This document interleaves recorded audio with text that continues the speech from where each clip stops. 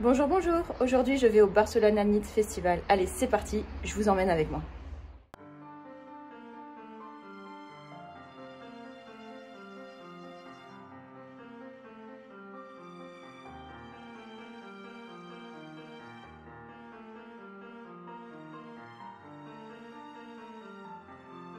Le Barcelona Knit Festival, c'est un festival laineux, comme son nom l'indique, qui se tient à Barcelone et dont j'avais vraiment pas beaucoup entendu parler en France, mais qui a une énorme réputation à l'international, en particulier, bien entendu, en Espagne, mais aussi bien ailleurs.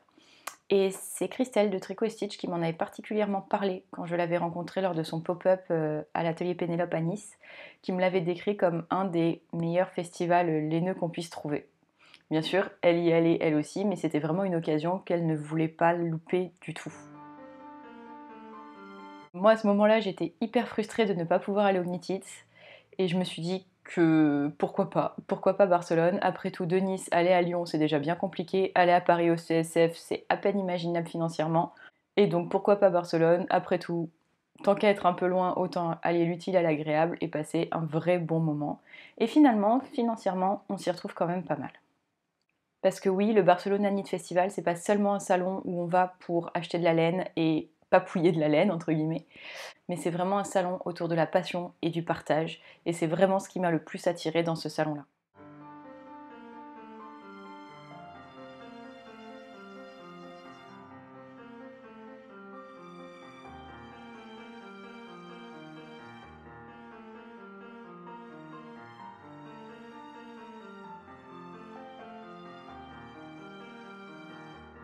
Je crois que c'était la 7e édition du salon. Il a été créé par 3 nanas qui sont vraiment passionnées de tricot, de crochet, de tout ce qui est art du fil en général. 2 d'entre elles ont d'ailleurs une boutique à Barcelone, donc Eva et Chiara, qui sont les propriétaires de la boutique La Lanalou, qu'on peut trouver dans le centre de Barcelone et qui est déjà un lieu énorme de partage, puisque l'idée même de créer ce lieu n'était pas de vendre de la laine, mais vraiment de rassembler les gens autour d'une passion. Ils ont été rejointes par Anna, qui est elle aussi une extrême passionnée de tricot, de fil, de laine et de tout ce qu'on peut imaginer autour de cet univers. Leur ambiance à elles, c'était pas seulement, encore une fois, d'acheter de la laine, mais vraiment de créer des espaces conviviaux, des espaces de partage où on allait pouvoir tous se retrouver. Ça se voit d'ailleurs énormément dans la formation du salon, puisqu'il y avait effectivement 2 halles bien distinctes où on pouvait acheter de la laine et rencontrer évidemment les teinturiers, les producteurs, toutes ces personnes passionnées de laine et de fil. Mais surtout, il y avait un vrai espace central avec des musiciens, des tables, des chaises, un food truck où on pouvait juste venir se poser, manger, sortir son tricot, s'asseoir à côté de quelqu'un qui tricotait et lancer une conversation, partager ensemble notre passion. Et vraiment, c'était une bulle hors du temps où chacune pouvait exprimer sa créativité et rencontrer des gens qui nous ressemblent finalement, ou en tout cas avec qui on partage la même passion.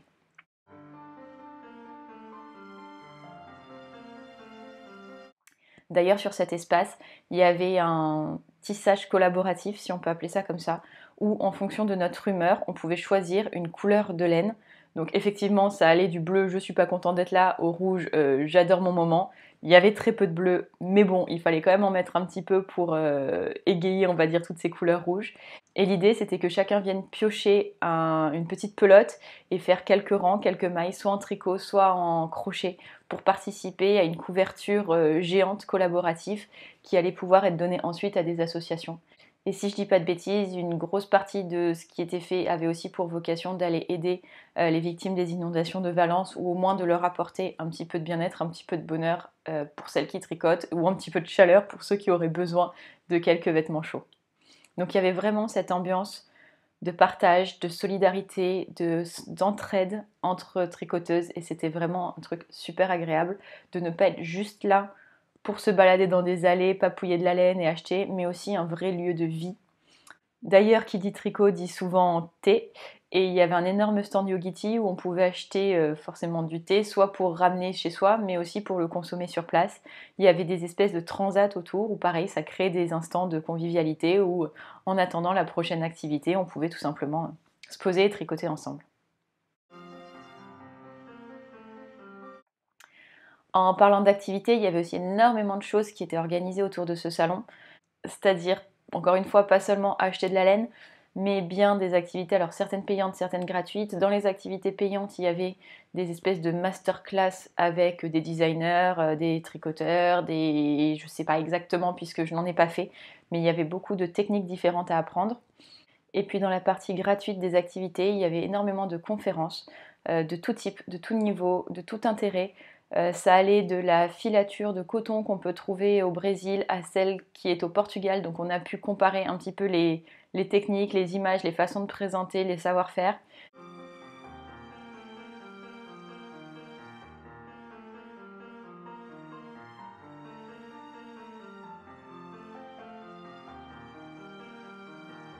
Mais aussi des designers qui venaient faire des conférences par exemple sur le souvenir et la créativité, comment aller chercher dans l'imaginaire ou avoir cette inspiration pour faire ces nouveaux modèles.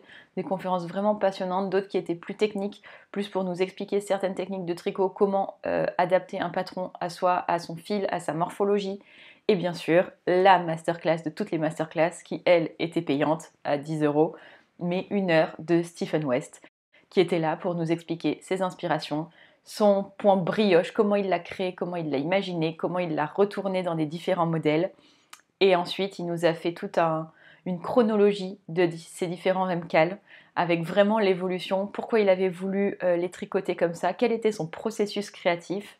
Et pour celles qui ont déjà vu Stephen West en masterclass, en conférence, c'est vraiment un personnage à part qui nous déculpabilise totalement d'être des tricoteuses compulsives, d'acheter de la laine compulsivement et de se remercier et de se valoriser en rachetant de la laine quand on en a tricoté juste un écheveau. Il dit que c'est absolument pas grave d'en racheter 10 derrière. Je pense que c'était une conférence qui vraiment a fait du bien à tout le monde, a amené une bonne humeur folle. Et puis forcément, il y avait plein de groupies et j'ai trouvé ça hilarant et vraiment super agréable de voir des mamies être là à secouer leur châle tellement fières et à crier en voyant arriver Stephen West. C'est là qu'on se rend compte que le tricot c'est effectivement un monde à part, mais un monde de bonne humeur qui est hyper transgénérationnel et qui permet vraiment à toutes de trouver sa créativité, son moment à soi et en même temps de le partager avec les autres et passer d'une activité plutôt solitaire, plutôt introvertie à ce qui se passe aujourd'hui dans le monde de tricot qui est vraiment axé sur le partage de connaissances, le partage d'amitié, le partage de bons moments. J'ai trouvé ça exceptionnel et je ne l'avais pas encore vraiment vu dans d'autres salons laineux. Et c'est pour ça que vraiment j'ai adoré passer ces 2 jours à Barcelone. Et là où je m'étais dit que j'allais en profiter pour visiter un petit peu Barcelone, aller voir quelques endroits que je n'avais pas encore vus, finalement, je suis restée accrochée à mon Barcelone Knit Festival, à partager chaque moment, à profiter de chaque instant pour prendre du temps pour moi et en même temps de le partager avec tous les gens que j'ai pu rencontrer, de tous univers et de toutes langues aussi, puisque je vous disais au début que c'est un salon dont j'avais pas forcément connaissance en France, dont j'avais pas beaucoup entendu parler sur les réseaux. Et finalement, il y avait des gens de partout. Il y avait des gens du Portugal, il y avait des Italiens, il y avait des Suisses, il y avait énormément de Français, il y avait des Anglais et même dans les exposants, c'était hyper international. Il y avait effectivement et heureusement beaucoup d'Espagnols, mais aussi des gens de partout, dont des gens très très connus comme Stephen West avec son stand Stephen et Penelope qui était quand même assez dingue. Par contre, ça reste une vraie volonté des organisatrices de mettre à l'honneur des designers espagnols à chaque fois, et notamment grâce au design d'un patron gratuit le temps du festival, qui permet à la fois d'être une inspiration pour certaines couleurs faites par les teinturiers, mais aussi d'avoir un élément un peu marquant de ce festival où tout le monde va pouvoir tricoter, encore une fois de façon presque gratuite, puisque évidemment que la laine n'est pas gratuite, mais ce patron pour avoir une unité. Et cette fois-ci, c'est vraiment quelque chose qui est réservé à des designers espagnols pour mettre à l'honneur l'art et la création qu'il y a dans ce pays. Et encore une fois, j'ai trouvé ça hyper intéressant comme ça, de mélanger autant l'international tout en mettant en lumière et mettant en valeur énormément ce qui se passe en Espagne et les talents qu'il y a en Espagne.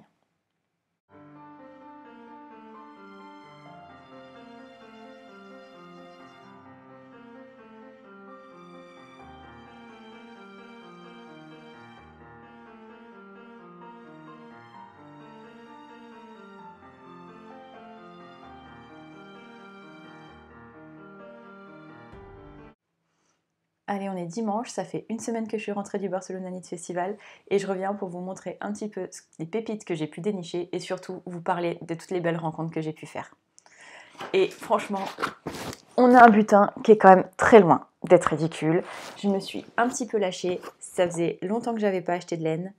Et surtout, je me suis fait plaisir avec des bases que j'ai pas l'occasion d'acheter en France, qui pour moi sont un petit peu onéreuses, bien qu'elles vaillent totalement leur prix, mais qui me permettent un petit peu moins de me faire plaisir en tricot d'habitude. Donc là, j'en ai vraiment profité et je vais pouvoir vous montrer tout ça. Et surtout, vous parler un petit peu des gens qu'il y a derrière chacune de ces pelotes, chacun de ces écheveaux, et pourquoi je les ai achetés.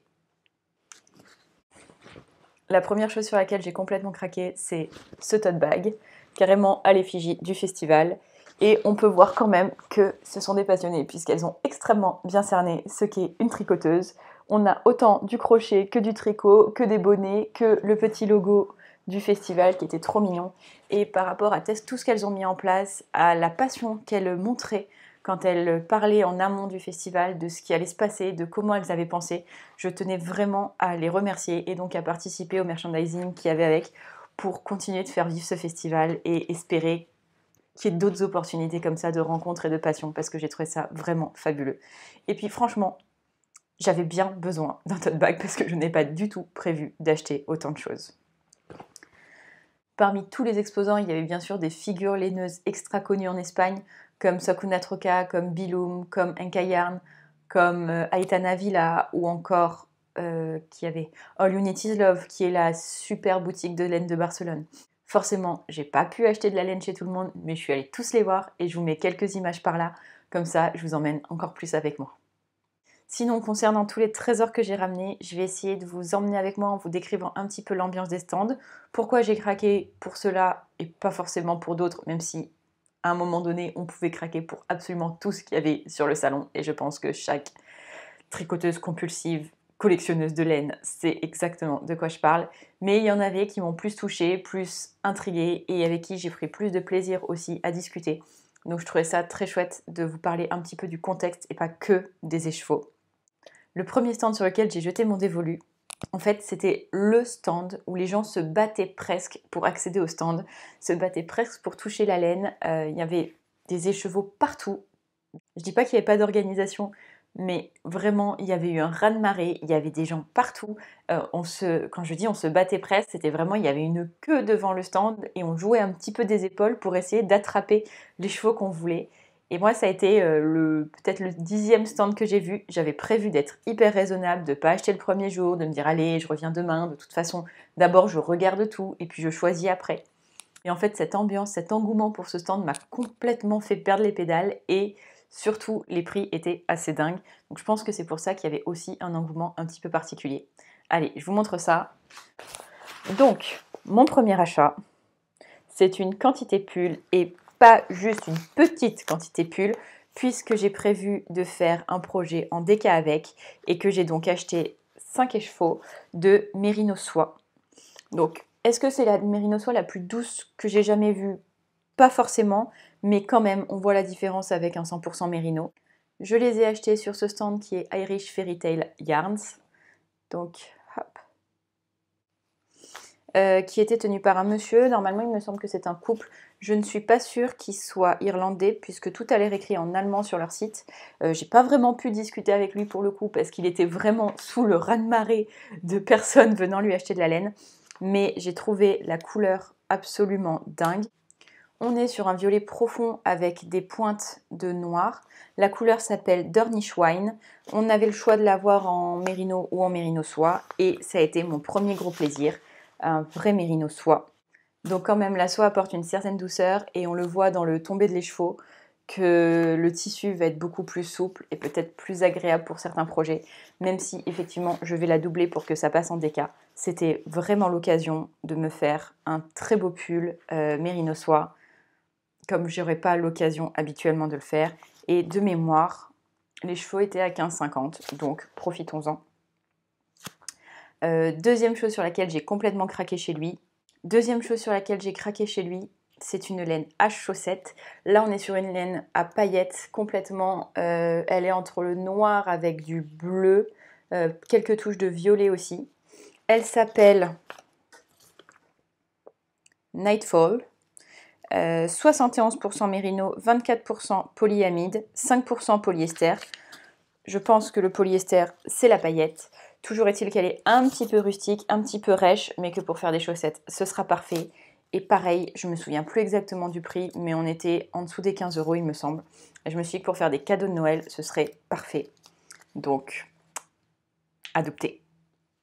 Un autre stand sur lequel j'ai passé beaucoup de temps, j'ai vraiment regardé toutes les couleurs, c'est le stand d'Aitana Villa. Donc je sais que certains l'ont rencontré, ou en tout cas ont rencontré ses laines au Nitit.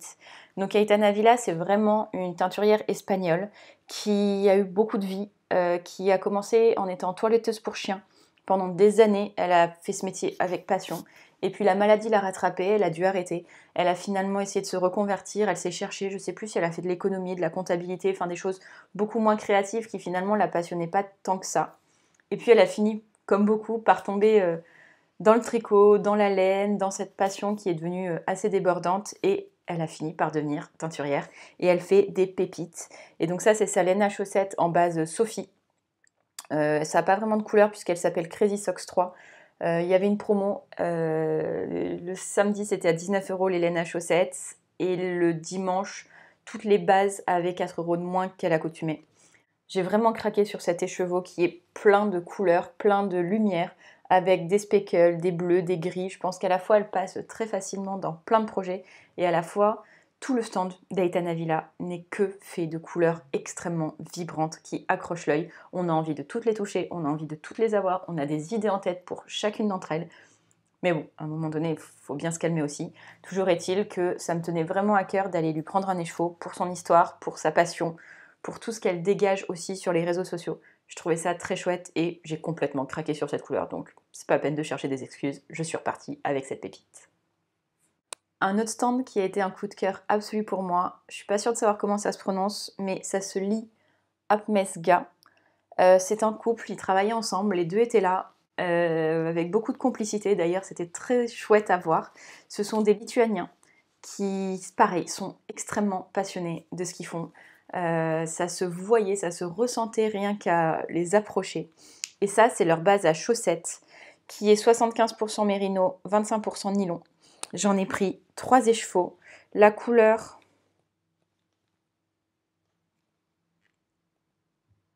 s'appelle A311, si c'est possible. J'en ai pris 3 écheveaux pour faire un pull. Encore une fois, on voit que on est quand même sur quelque chose de très fluide et la douceur est complètement folle. J'ai rarement senti une base à chaussettes aussi douce. Et quand on voit le nombre de nuances de ce rouge qui peut être sang, qui peut être grenat, des pointes de noir, des pointes de framboise, je l'ai trouvé juste magnifique. La base s'appelle Ursa Major. Je crois qu'on peut les acheter directement sur leur site en ligne qui nous livre, même en France, depuis la Lituanie. Même si les frais de port ne doivent pas être donnés, les écheveaux étaient, il me semble, à 19 € l'écheveau pour la base à chaussettes. Ils ont des écheveaux de soie magnifiques. Ils ont des mérino soie dingues. Ils ont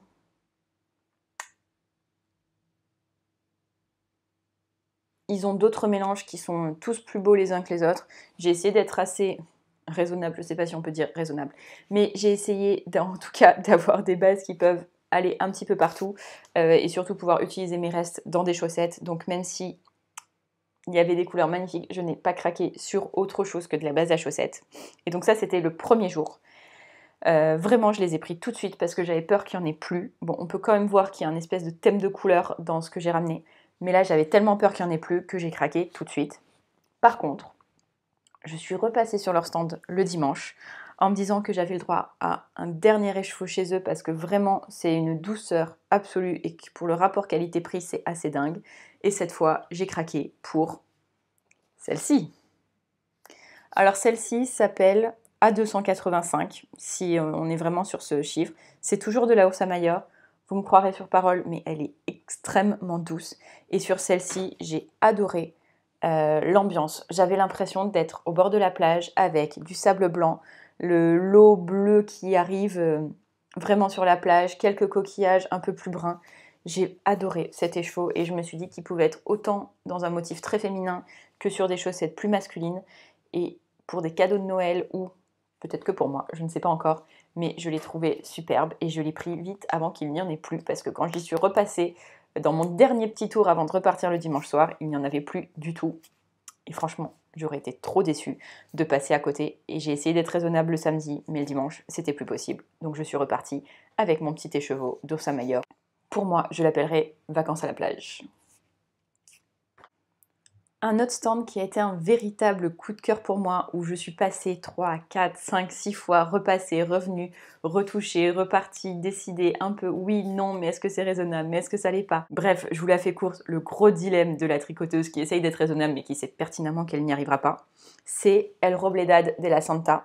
Je crois que j'en ai entendu parler dans des podcasts de Lysandre, et effectivement, on est sur une base, mais tellement douce. Elle se vaut vraiment avec la base précédente.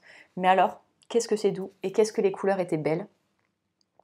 Ce stand était tenu par deux messieurs qui sont eux aussi complètement passionnés. Ils ont un podcast, ils discutent de plein de sujets super intéressants, de la coloration à l'élevage vraiment du mouton. On a pu discuter de beaucoup de choses. Je ne connais pas leur podcast, mais je pense que je vais le rajouter dans mes favoris pour ne pas louper les prochaines vidéos et essayer de comprendre un petit peu ce qu'ils font.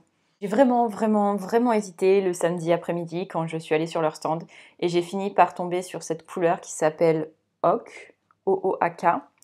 Est-ce que c'est un jeu de mots avec l'avoine? Peut-être. Je ne sais pas exactement. Si vous savez, n'hésitez pas à me le dire. Je me coucherai moins bête. Mais en tout cas, c'est une couleur un petit peu... je ne saurais même pas comment la décrire. Un noisette très pâle, très doux.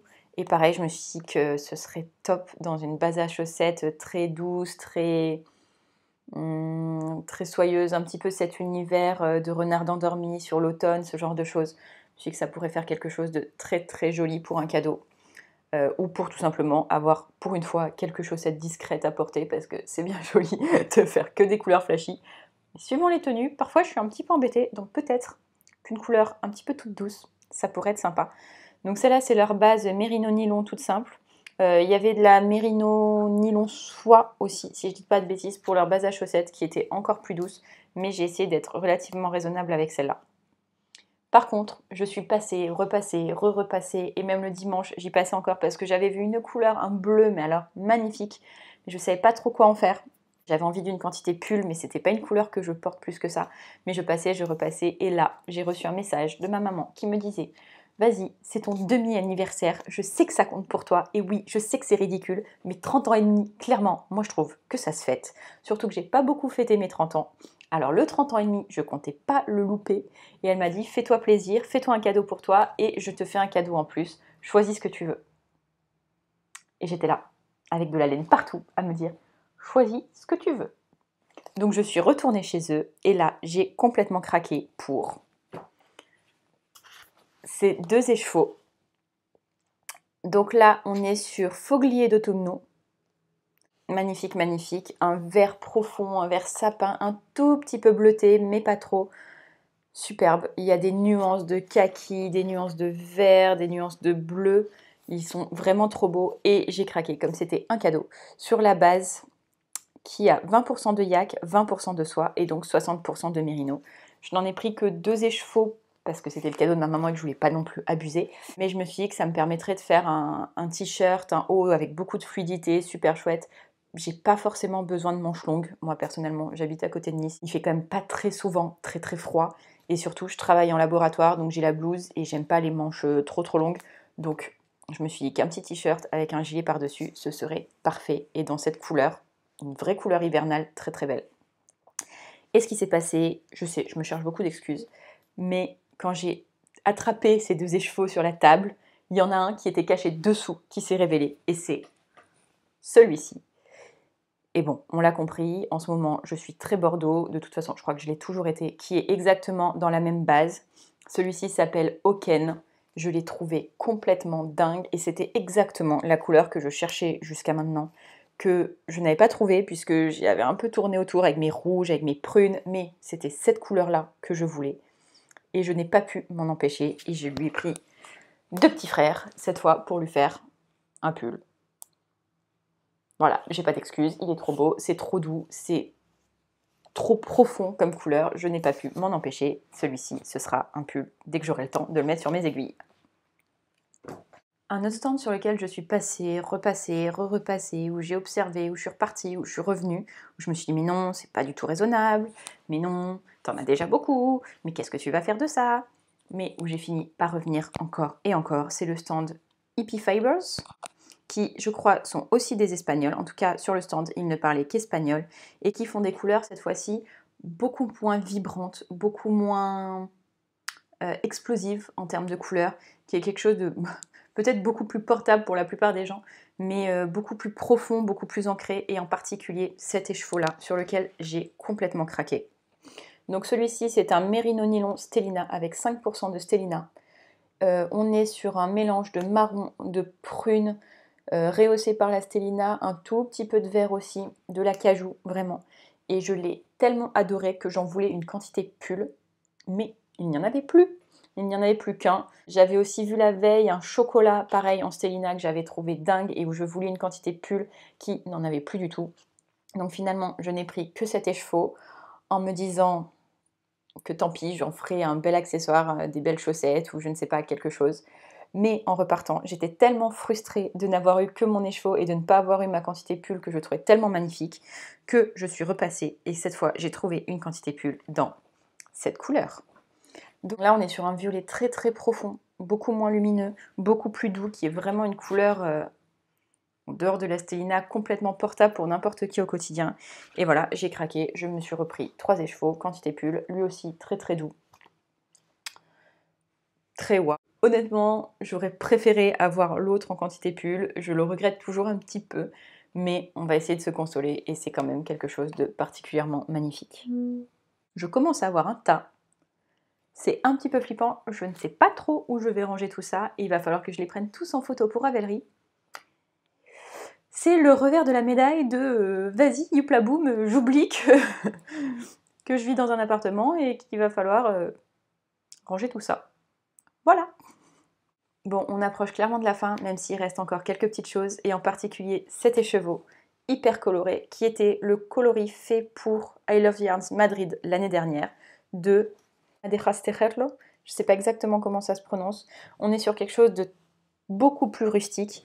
Donc là, ce sont 2 Espagnols qui travaillent majoritairement en circuit local avec des petits commerces. Ils font vraiment attention à qui rentre dans leur circuit de création. Je ne sais pas jusqu'où ils vont sur les couleurs, mais vraiment, on a des choses hyper vibrantes et on sent quand même que la laine est très très brute. Donc pareil, moi c'est quelque chose que je ne pourrais pas porter malheureusement en pull. Mais là, c'est une base à chaussettes 75% laine vierge, 25% polyamide. C'est pour ça, je pense qu'elle fait beaucoup plus brute que d'autres. Et ils viennent directement de Galice, de copains, super sympa, super fun. Ça a été très sympa de passer un moment sur leur stand. Et puis quand même, on est sur quelque chose d'hyper vibrant. La chaussette se dessine toute seule, on n'est pas sur de l'autorayant, mais il y a un espèce de motif, enfin un espèce de pooling un peu fait exprès, qui fait que la chaussette est super sympa. Et j'ai vraiment hâte de la tricoter en chaussette vanille, tout simplement, pour vraiment mettre à l'honneur ces couleurs et ce motif. Dernier petit craquage de fin de salon, on est sur de la laine un peu plus commerciale cette fois-ci, même si elle est quand même teinte à la main apparemment. C'est chez Urs Yarns, donc je sais qu'on peut trouver cette laine sur les ciseaux magiques par exemple. Mais là, en fin de salon, ils faisaient une super promo de fin de salon tout simplement. Donc on était à 15 € les 2 pelotes de 50 grammes pour faire des chaussettes identiques. J'apprécie pas mal cet aspect, ça fait plusieurs fois que j'en achète, de laine où on a un écheveau de 100 mais divisé en 2 petits écheveaux de 50 exactement identiques, ou presque, ce qui permet d'avoir des chaussettes exactement identiques. Et autant le pareil pas pareil, ça marche bien chez certaines personnes, autant par exemple pour les hommes de ma famille, avoir un pareil pas pareil, c'est pas vraiment leur délire. Et ils sont bien contents d'avoir des chaussettes très très similaires. Et pour me donner un petit peu moins de travail, j'aime vraiment bien l'idée d'avoir 2 écheveaux identiques, de mini écheveaux identiques. Donc là, c'est l'édition spéciale zèbre qui va se créer toute seule en automatique. Donc on a 2 fois 200 mètres, 2 fois 50 grammes. Si on est sur de la mérino extra fine à 75%, 25% nylon, la couleur c'est bien zèbre. Et c'est celle que j'ai montée tout de suite sur mes aiguilles parce que je venais de finir la chaussette que j'avais emportée pour le salon. Et qu'entre les différents transports, le métro, l'attente dans l'avion, tout ça, j'avais besoin d'avoir quelque chose à tricoter, mais surtout quelque chose de zéro cerveau parce que clairement, ça m'avait un petit peu épuisée en énergie, je n'étais plus capable de vraiment réfléchir à ce que je faisais. Donc, il a bien fallu que je m'achète un nouveau sac à projet. Et moi j'adore ces petites trousses, je trouve que ce sont les plus pratiques en termes de sac à projet pour les chaussettes parce qu'elles se glissent hyper facilement dans un sac à main. Pour moi les sacs un peu plus gros, un peu plus épais, c'est plus difficile à transporter de partout. Donc j'adore ces petites trousses tout simples et encore une fois, c'est trop mignon. C'est le merchandising clairement du Barcelona Knit Festival, mais je voulais, comme je vous l'ai dit au début, participer à ce festival. Je trouvais ça super chouette et pour le coup, elle est exactement dans ce que j'aime. Donc j'ai commencé ma chaussette et sur ce coup-là, je voulais une soquette qui sera peut-être pour moi, peut-être pas, j'ai pas encore décidé. Et on voit vraiment le motif se dessiner. Donc on a un zèbre continu en toute facilité, vraiment aucune réflexion, juste je tricote en continu ma petite chaussette à la vanille. Donc j'ai fait des côtes, un semi-torse, un talon en raccourci, tout simple. Et j'ai continué et je vais passer à la petite pointe. Il ne faut pas que je me bloque là-dessus, mais je pense qu'à la fin du week-end, elles seront finies puisque j'aurai ma pointe. Enfin, elles seront. La première sera finie. Et comme j'ai fait une soquette, il me reste encore beaucoup de laine. Donc je pourrais sûrement faire une deuxième paire matchy-matchy. Je ne sais pas encore pour qui, mais je pense que j'en aurai assez si je ne fais pas des trop grands pieds. On a presque fini, c'est promis. En tout cas, on a fini pour tout ce que j'ai acheté moi. Par contre, je vous l'ai dit plus tôt, j'ai assisté à beaucoup de conférences. Et à chaque fois, le créateur ou le représentant de la marque tenait à nous faire un cadeau. Alors, on a eu des patrons offerts, on a eu des codes promo, notamment chez Stephen West qui nous a offert 20% de réduction sur toute sa boutique Ravelry et même sur certains ateliers. Mais les filatures nous ont proposé de la laine, donc je vous montre ça tout de suite. Alors ces deux petites pelotes proviennent de la filature Rosario 4 qui est une filature au Portugal dont la vidéo de présentation est disponible sur YouTube, donc je vous mettrai ça soit dans le petit i soit en commentaire. C'était une vidéo hyper intéressante, moi personnellement j'avais jamais vu comment fonctionnait la filature et leur vidéo était hyper instructive et interactive puisque à chaque étape elle nous faisait passer les différents éléments qu'on voyait dans la vidéo, c'est-à-dire qu'au début on voit vraiment arriver la laine, donc eux ils l'ont déjà lavée et un peu comme une barbe à papa. Et en fait ils nous ont fait passer les différentes laines comme ça brutes pour nous expliquer la différence entre les différents moutons et en particulier les moutons portugais. Ensuite on a vu les différentes couleurs qui étaient apportées, on a vu comment dans les machines on mélangeait les différentes laines pour arriver à différents mélanges, typiquement la mérino yak ou ce genre de choses, comment ça se passait. Et puis on avait toutes les étapes de coloration, de bobinage, de retour en pelote ou pas, comment ça se passait, comment ils étaient vendus, pourquoi certaines laines étaient vendues en pelote et d'autres en écheveau. C'était vraiment hyper instructif et n'hésitez pas à regarder la vidéo si vous n'avez jamais vu ça en vrai parce que ça peut être vraiment super intéressant. Je pense qu'à l'occasion j'irai visiter cette filature et cette teinturerie. Et à la fin, ils nous ont fait passer plein de petites pelotes, comme ça un plateau entier de petites pelotes. Et on pouvait choisir celle qui nous plaisait et surtout essayer d'identifier ce que c'était. Donc moi j'ai choisi celle-ci qui a l'air très brute, très rustique. Et apparemment c'est du 100% soie. Donc la personne nous expliquait que là comme ça, elle faisait un petit peu moche, entre guillemets, un petit peu trop brute. Mais qu'une fois tricotée, c'était juste magnifique. Donc mini pelote, je ne sais pas encore ce que j'en ferai, je l'ai pas pesé, il faudrait que je la pèse, mais très sympa. Et la deuxième, cette fois, c'est pour un exemple de leur coton. Alors moi, j'ai juste craqué sur la couleur. Pareil, je ne sais pas exactement ce que je vais pouvoir faire de cette quantité-là, mais on se rend compte, je sais pas où le début, que c'est vraiment des petites chaînettes de coton super jolies, que la couleur prend vraiment différemment. Moi, j'ai trouvé ça hyper intéressant au sein d'une même fabrique, donc avec globalement des processus très similaires, de voir les rendus quand c'était du coton, quand c'était de la soie, quand c'était du mérino.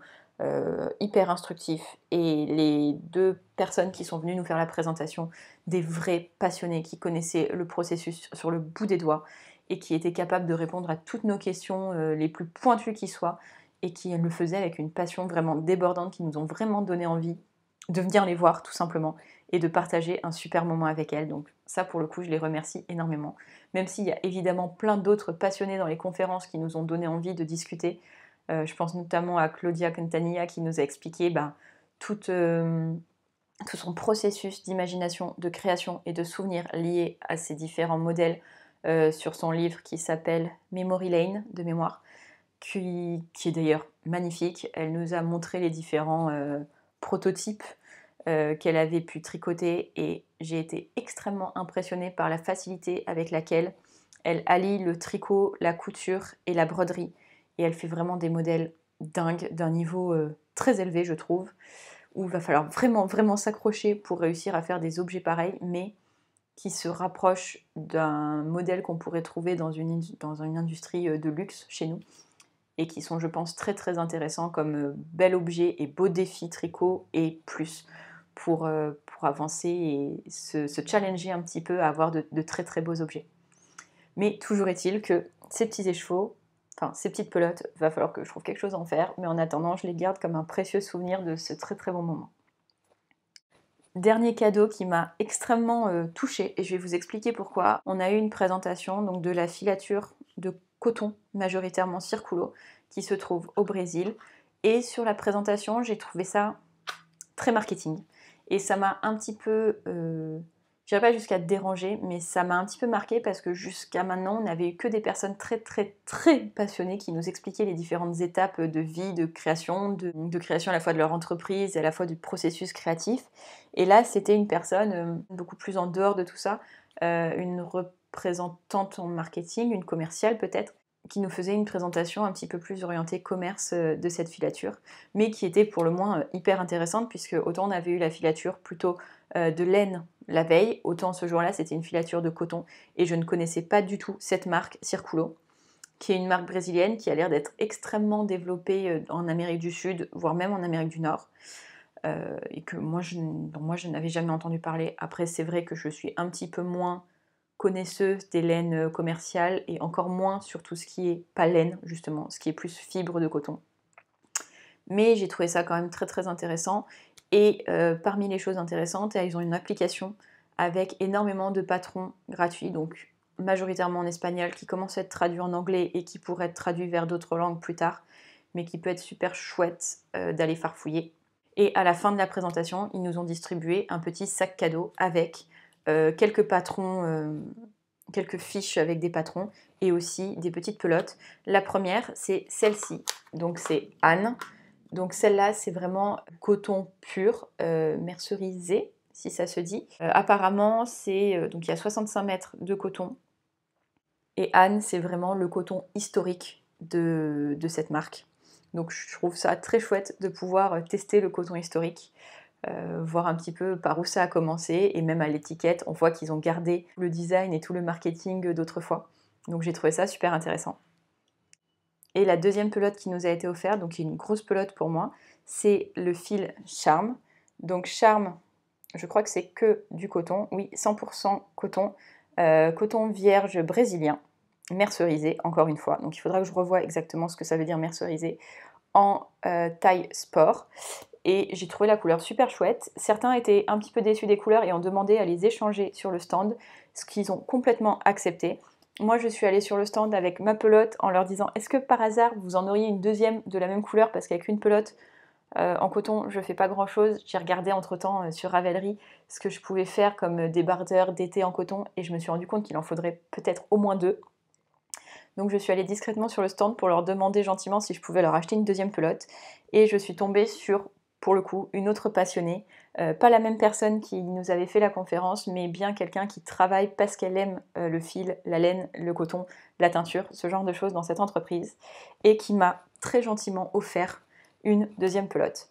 Donc j'ai été hyper touchée par ce geste, par ce cadeau, tout simplement parce que c'était la fin du salon et qu'ils n'étaient absolument pas obligés de nous offrir déjà des pelotes de base.